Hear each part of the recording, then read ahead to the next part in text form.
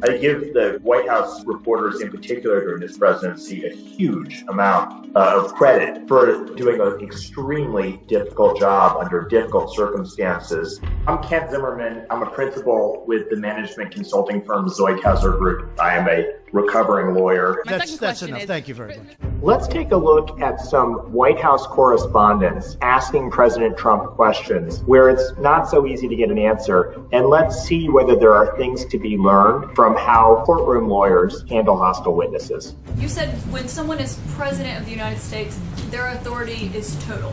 That is not true. Has any governor agreed that you have the authority to decide when their state? I haven't asked anybody because I don't. You know why? Because I don't have to. Go ahead, please. But who told you the president has the total authority? Enough. Caitlin Collins from CNN, when the president said that his power over states was total, absolute, she said, that's not true. Who told you that? That was very effective. But frequently, the facts are not used enough against him. Nearly 200 dead, 14,000 who are sick, millions, as you witnessed, who are scared right now. What do you say to Americans who are watching you right now who are scared? I say that you're a terrible reporter. That's what I say. That's not responsive to the question. Certainly, a judge would say to a witness, that's not responsive, please answer the question. It certainly is an option to say, is there a reason you're not answering the question? Do you have an answer to the question? And keep them focused on answering. To the extent there are other people, you saw Dr. Birx, you saw Vice President Pence behind him, certainly could say, Mr. President, you're not answering the question. Vice President Pence, are you able to answer the question? Dr. Birx, are you able to answer the question? That would be the closest I think that a reporter could come to trying to appeal to somebody else. You've said repeatedly that you think that some of the equipment that governors are requesting they don't actually need. You said New York might not need 30,000. You said it on Sean Hannity's Fox News. You said that why don't you people act? Let me ask you. You said why don't you act in a little more positive? It's always trying to get you.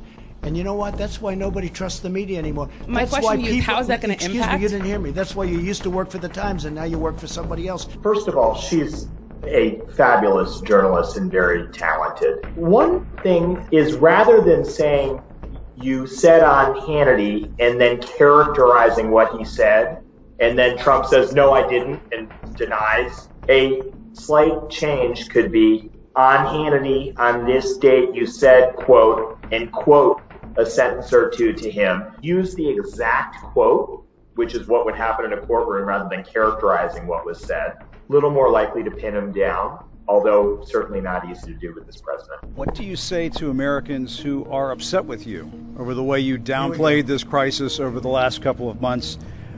We have it very much under control in this country. The coronavirus is very much under control in the USA. It's going to disappear. It's like a miracle. It will disappear. March 4th, we have a very small number of people in this country infected. March 10th, we're prepared. We're doing a great job with it. It will go away. It will go away. You know it is going away, and it will go away, and we're going to have a great victory. And it's people like you and CNN that say things like that it's why people just don't want to listen to CNN anymore. And instead of asking a nasty, snarky question like that, you should ask a real question. And other than that, I'm going to go to somebody else. The only thing I might have done differently is after he went into the why can't you ask a nice question, I would just say, sir, do you believe it's your job to tell reporters what questions they should be asking you? I might also ask, sir, do you believe that if you don't like the question, you don't have to answer it? I'm not sure there's much more that could be done beyond that. I think all that reporters could do is point out when what he's saying is false, which many reporters do. Jim Acosta has done that, and many others have done that. Yeah. On January 30th. What did your administration do in February by the time that your travel ban botched? A lot. And in fact, we'll give you a list. What we did, in fact, part of it was up there. We did a lot. Look. You know you're a fake. You know that. Your whole network, the way you cover it, is fake.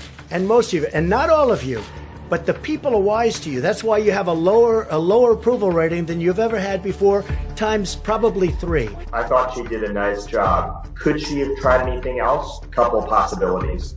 One is, rather than an open-ended, what did you do in February? She could say, sir, can you name the top 2 most important things you did in February to protect the nation from the coming pandemic? Nailing him down on answering. Let me ask you this: Why did Biden apologize? Why did he write a letter of apology? And then second, when he went off and started talking about Vice President Biden, which was a diversion, she, instead of saying nobody cares about Biden, and then that's of course a debatable point, she could just say, sir, you didn't answer the question. Attempting to move away from questions that could be debatable or questions that you could divert from or deflect, or sir, you're not answering the question. Can you please answer the question? Why did you wait so long to warn them? Who are you with? And why did you not have social distancing until March 16th? Who are you with?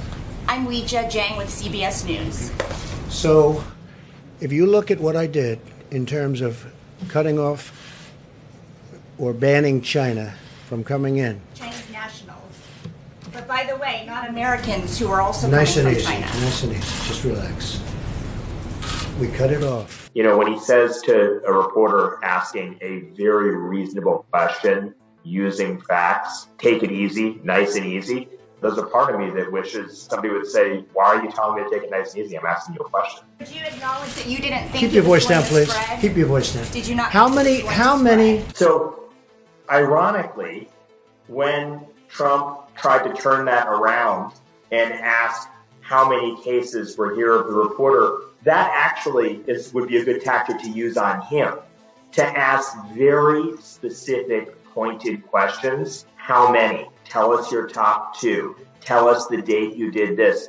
Those things more difficult to deflect, and when he does, easier to say, you're not answering the question. The tactic that would be good to use on him, which trial lawyers would use to try to pin down somebody to actually answer a question truthfully. Let's do one more, please, in the back. If an American president loses more Americans over the course of 6 weeks than died in the entirety of the Vietnam War, does he deserve to be reelected?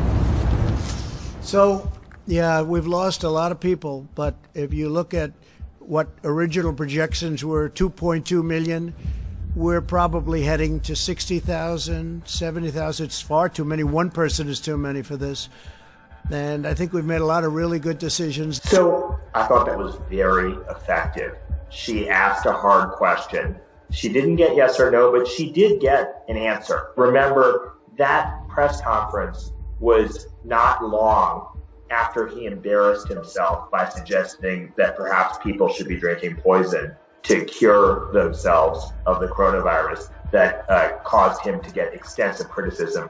Now, he tried to make it self-congratulatory, but he did answer. He answered the question, and I give her a lot of credit for the way she asked it. It was short, concise, called for a yes or no, cited data, and I thought that was effective. Great journalists are looking for the truth. I think they performed extremely well under the circumstances. So I think we owe the press a great deal and should be very thankful for the work they do under hard conditions every day to try to hold public officials accountable, to get them to tell the truth, even when they deflect, even when they lie. This president, he belittles men, he belittles women, particularly women of color. I give those reporters, those journalists, a world of credit for maintaining their professionalism, for doing their very best to hold him accountable, for asking serious questions.